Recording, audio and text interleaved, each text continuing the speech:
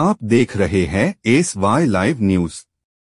वडाला घाट को परकासर वडवली मेट्रो 4 परियोजना का सफल परीक्षण ठाणे के गायमुख में मुख्यमंत्री देवेंद्र फडणवीस और उपमुख्यमंत्री एकनाथ शिंदे की मौजूदगी में किया गया।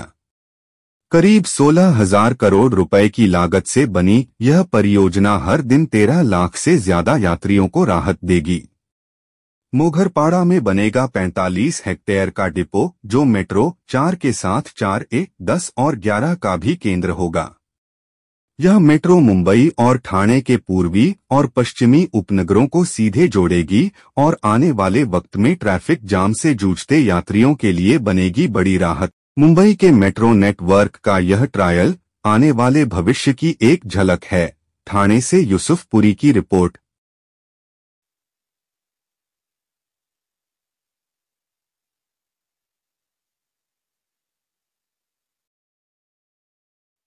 आज मेट्रो 4A म्हणजे वडाळा, घाटकोपर, मुलुंड, कासर वडवली, गायमुख या अतिशय महत्त्वाच्या मार्गाचं पहिल्या टप्प्याचं टेस्टिंग या ठिकाणी आम्ही करतो आहोत। ठाणेकरांकरता हा मार्ग अतिशय महत्त्वाचा असणार आहे। जवळपास 35 किलोमीटरची एकूण लांबी या मेट्रो 4ची आहे। त्यामध्ये 4ची लांबी 32 किलोमीटर आणि 4A ची लांबी ही 2.88 किलोमीटरची एकूण 35 किलोमीटरची लांबी आहे। एकूण 32 स्थानकं याच्यामध्ये आहेत आणि जवळपास या ठिकाणी 16,000 कोटी रुपये याकरता खर्च करण्यात येत आहेत। अपेक्षित आहे की दैनंदिन प्रवासी संख्या 13,43,000 हा पूर्ण मार्ग सुरू झाल्यानंतर या ठिकाणी असणार आहे। याकरता मोघरपाडा येथे डेपोकरता जागा उपलब्ध करून देण्यात आली आहे।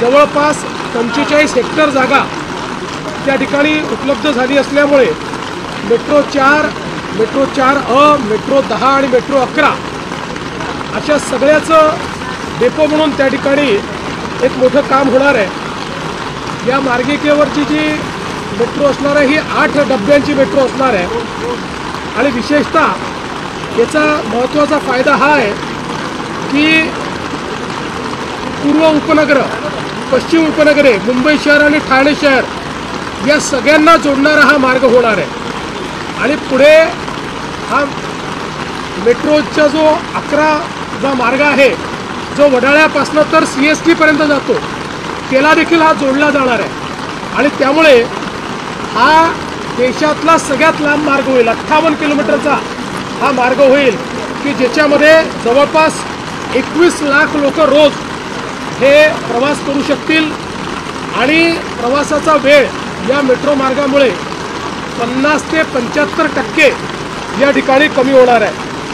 आणि विशेषतः एलिव्हेटेड मार्ग असल्यामुळे रस्त्यावरची जी वाहतूक आहे ती देखील याच्यामुळे मोठ्या प्रमाणात नियमित होणार आहे। मला अतिशय आनंद आहे की हा एक महत्त्वाचा टप्पा आज या ठिकाणी करतो आणि टप्प्याटप्प्यानं पुढच्या वर्षाच्या शेवटापर्यंत याचे सगळे टप्पे हे प्रवाशांकरता खुले झाले पाहिजेत अशा प्रकारचा आमचा प्रयत्न आहे। मी विशेषतः राज्याचे उपमुख्यमंत्री श्री एकनाथ शिंदेजी यांचं अभिनंदन करेन की हा टप्पा होण्याकरता त्यांनी विशेष प्रयत्न केले आणि सगळ्यात महत्त्वाचं जे आपल्याला मोघरपाड्याला डेपोची आवश्यकता होती त्याकरता त्यांनी स्वतः लक्ष घालून अनेक अडचणी या डेपोच्या लँडमध्ये होत्या पण त्या अडचणी दूर केल्या आणि ती लँड, ती जमीन डेपोकरता मिळवून दिली। आमदार सरनाईक यांनी देखील या डेपोमध्ये विशेष प्रयत्न केलेले आहेत। त्यामुळे या संपूर्ण जी काही आपली मेट्रो आहे या मेट्रोला एक चांगला वेग आलेला आहे आणि मी ठाणेकर आणि मुंबईकर दोघांनाही विश्वास देऊ इच्छितो की पुढच्या वर्षीच्या शेवटापर्यंत यातलं मॅक्सिमम काम आम्ही पूर्ण करू। पण तरी काही काम मात्र हे 2027 पर्यंत जाईल। मात्र एकदा हा मार्ग झाला की ठाण्यापासून तर CST पर्यंत 58 किलोमीटरची सर्वात मोठी मार्गिका ही मुंबईकरांकरता ठाणेकरांकरता या ठिकाणी उपलब्ध होणार आहे। मी याकरता MMRDAचं मनापासून अभिनंदन करतो। MMRDAने अनेक अडचणींचा सामना करत असताना देखील हे काम पूर्णत्वाकडे ते नेत आहेत आणि यापुढेही माझी अपेक्षा आहे की MMRDA अधिक वेगानं हे काम पूर्ण करेल। हा दिवस ठाणेकरांसाठी अतिशय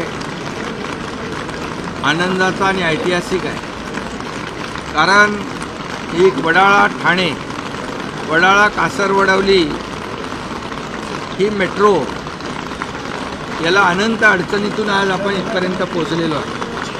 कारण जेव्हा मुख्यमंत्री पृथ्वीराज चव्हाण साहेब होते त्यावेळेस इतर मेट्रोला मान्यता देत असताना ठाण्याला वगळण्यात आलं होतं आणि मग त्यावेळेस ठाण्याला या मेट्रोच्या प्रकल्पामध्ये समाविष्ट करून घेण्यासाठी आम्हाला आंदोलन करावं लागलं, आम्हाला निलंबित देखील व्हावं लागलं। त्यानंतर मुख्यमंत्री देवेंद्रजी 2014ला मुख्यमंत्री झाले त्यावेळेस खऱ्या अर्थाने या मेट्रोला चालना मिळाली आणि मग मेट्रोचा प्रकल्प जे आहेत त्या काळामध्ये 2014 ते 19मध्ये आपण अनेक मेट्रोचे प्रकल्प सुरूही केले, काहींचं आदरणीय प्रधानमंत्री महोदयांच्या शुभ हस्ते लोकार्पणही केलं।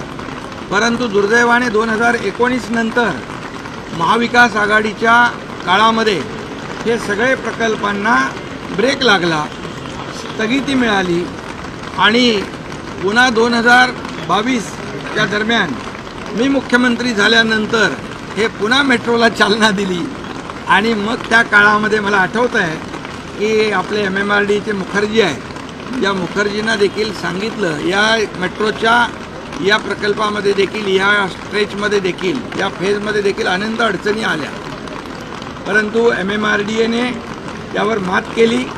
शासन त्यांच्या पाठीशी खंबीरपणे उभं राहिलं, डबल सगळं मॅनपॉवर मशिनरी मोठ्या प्रमाणावर लावली आणि आज मुख्यमंत्री म्हणून देवेंद्रजींच्या काळामध्ये हा प्रकल्प पूर्णत्वास जातो आहे। म्हणजे सुरुवातीला झालेमध्ये अडथळे आले, परंतु आता ही पूर्णत्वास जाते।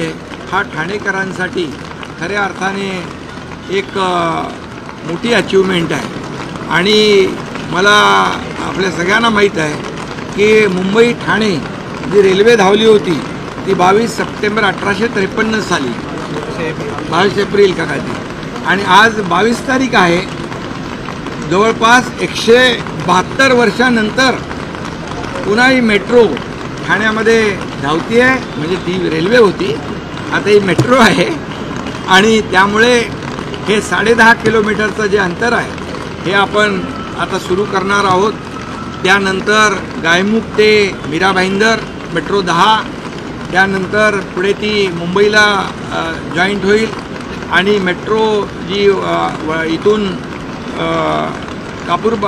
कॅडबरी ते आपलं वडाळा ही मेट्रो 11 आणि या सगळ्या CST पर्यंत आपल्याला जाईल। म्हणजे पूर्णपणे हा लूप तयार होईल आणि या लूपमुळे ही संपूर्ण एलिव्हेटेड आहे। जसं मुख्यमंत्री महोदय म्हणाले की एवढा मोठा लांबीचा प्रकल्प हा भारतातला पहिला प्रकल्प आहे एलिव्हेटेड आणि त्यामुळे खालची वाहनं जी आहेत ती देखील सुरळीतपणे त्यांची वाहतूक होईल, रस्त्यावरची वाहतूक कोंडी दूर होईल आणि त्याचबरोबर या ठिकाणी ठाण्यासाठी आपण इंटरनल मेट्रो जी आहे ती देखील मंजूर केलेली आहे। त्यामुळे ती देखील याला कनेक्ट होईल, कल्याण डोंबिवली भिवंडी याला कनेक्ट होईल। इकडे आपल्या स्वामी समर्थ नगर ते कांजूरमार्गपर्यंत होईल, कापूरबावडी ते कल्याण होईल, गायमुख ते मीरा भाईंदर आणि वडाळा ते छत्रपती शिवाजी महाराज टर्मिनल, हे असं सगळं लास्ट माईल कनेक्टिव्हिटी यामुळे मिळणार आहे आणि जी लाखो वाहनं रस्त्यावरून जातात त्याला देखील मोठा दिलासा मिळेल। त्यामुळे हा प्रकल्प जो आहे हा अतिशय महत्त्वाचा आहे। 16,000 त्याची किंमत आहे, जवळपास 25 लाख लोक त्याचा प्रवास करतील आणि या मेट्रोच्यामुळे या मेट्रो संपूर्ण नेटवर्कमुळे या ठिकाणी रस्त्यावरची मुंबई MMRची ट्रॅफिक कमी होऊन जाईल आणि लोकांना मोठा दिलासा मिळेल.